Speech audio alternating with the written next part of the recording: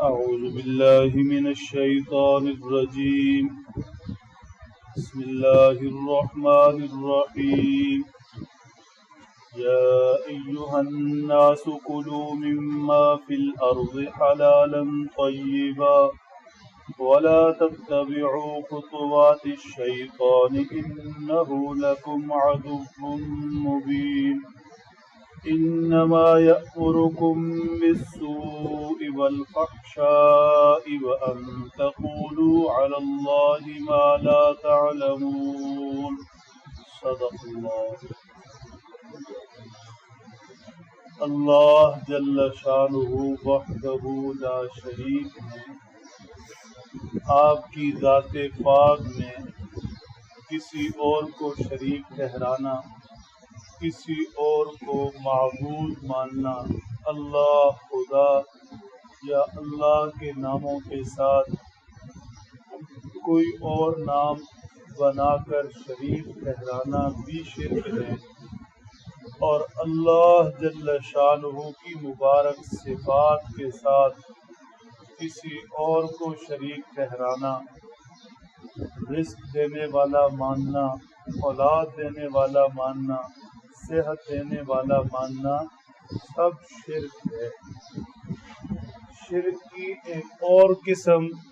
ان آیات طیبات میں ذکر ہو رہی ہے۔ مشرکین مکہ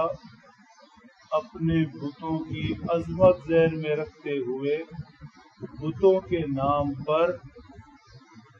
نر کا مادہ کے ساتھ ملاپ کرواتے تھے، یہ فلاں کے نام پر، یہ فلاں کے نام پر، یہ فلاں کے نام پر، اور اس سے جو نسل پیدا ہوتی اس سے نفع اٹھانا حرام سمجھتے، نہ اس پر وزن لادنا ہے، نہ اس کا گوشت کھانا ہے۔ فرمایا کسی چیز کو حلال قرار دینا یہ بھی ہمارا اختیار ہے، اور کسی چیز کو حرام کہنا یہ بھی ہمارا اختیار ہے، لہذا ہمارا یہ اختیار کسی اور کو دینا، ہم جیسا کسی اور کو ماننا یہ بھی شرک ہے۔ جب یہ جانور ہم نے حلال قرار دے دیے تو حلال ہے، اب کسی طریقے سے جس طرح یہ ذکر کیا گیا، کسی حلال جانور کو حرام قرار دینے کا اختیار تمہیں کس نے دیا؟ لہذا جو چیزیں حلال ہیں، پاک ہیں، ان میں سے کھاؤ،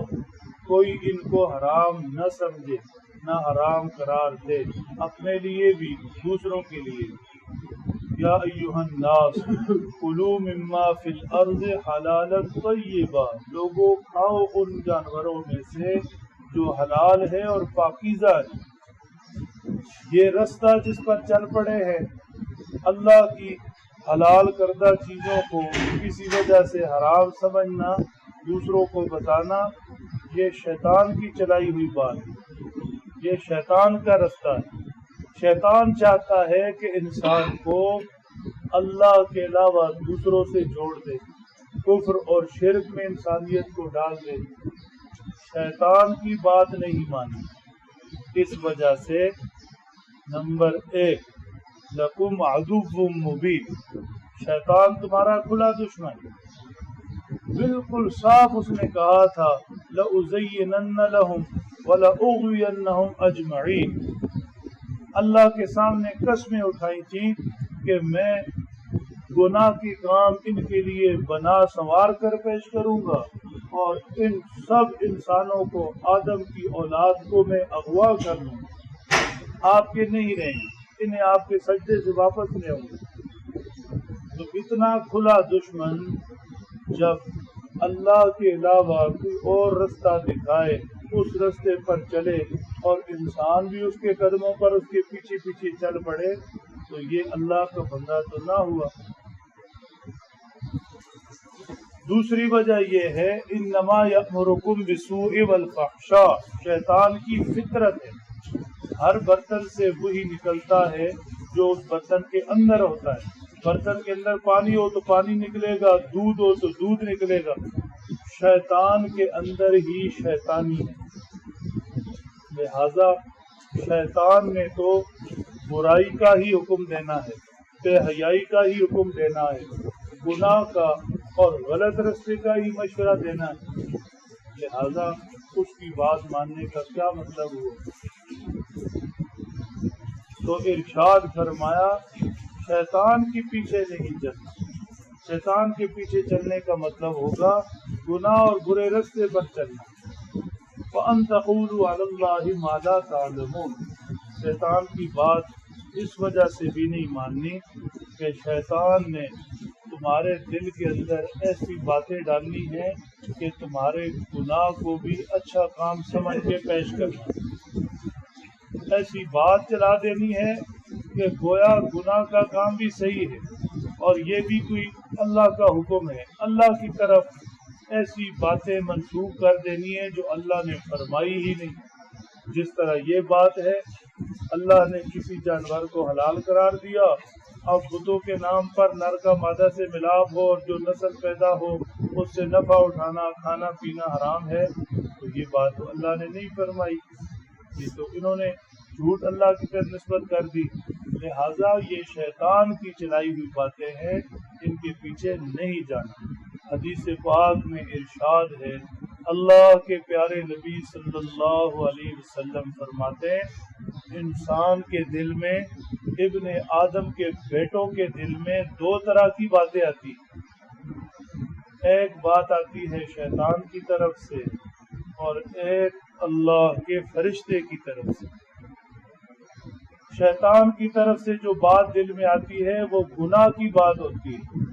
گناہ کی محبت کی بات ہوتی ہے، دل کو شیطان گناہ کی طرف مائل کرتا ہے، اسے گناہ کے فوائد سمجھاتا ہے، گناہ کا مزہ اسے بار بار یاد کرواتا ہے اور حق بات کی مخالفت اس کے دل میں ڈالتا ہے،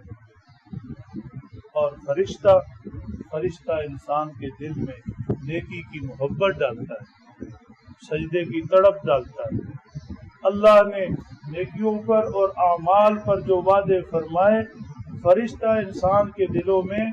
ان وعدوں اور اللہ کے انعامات پر یقین ڈالتا ہے، حق بات کی طرف ترغیب اور حق بات کی محبت دل میں ڈالتا ہے۔ اب میں اور آپ غور کر لیا کریں کہ اگر طبیعت گناہ کی طرف، اللہ کی نافرمانی کی طرف، نماز چھوڑنے کی طرف مائل ہے تو سمجھ جائے کہ یہ شیطانی وسوسہ ہے، اور اگر طبیعت کسی وقت نیکی کی طرف مائل ہو رہی ہے، تلاوت کلام پاک، ذکر و اذکار، درود پاک اور نیکی کی محبت اور مسجد کی طرف دل کا لگنا، اور ان چیزوں کی طرف طبیعت مائل ہو رہی ہے، سچ حق سمجھ آ رہا ہے، تو سمجھیے اللہ کی نعمت ہے اور یہ فرشتے کی طرف سے میرے دل میں بات ڈالی جا رہی ہے۔ اللہ سمجھنے عمل کی توفیق دے۔